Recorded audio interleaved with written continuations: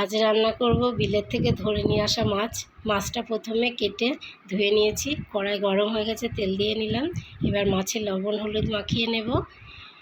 কড়াইয়ে তেল গরম হয়ে গেছে, মাছগুলো এবার আমি দিয়ে ভেজে নেব। মাছ ভাজা হয়ে গেছে, তুলে নেব। ওই কড়াইয়ে আবারও তেল দিয়ে দিলাম গোটা জিরে, দিয়ে দিলাম আলুটা ভেজে নেব। আলু ভাজা হয়ে গেছে, এবার দিয়ে দেবো বেগুনটাও একটু ভেজে নেব।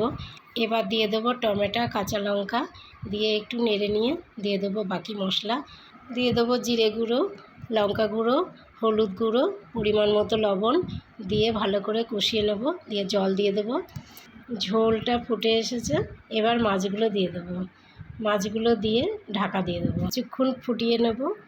দেখো মাছটা হয়ে গেছে, এবার আমি নেড়ে চেড়ে নামিয়ে দেবো। এই ছিল আজকের ভিডিও। ভালো থেকো বন্ধু।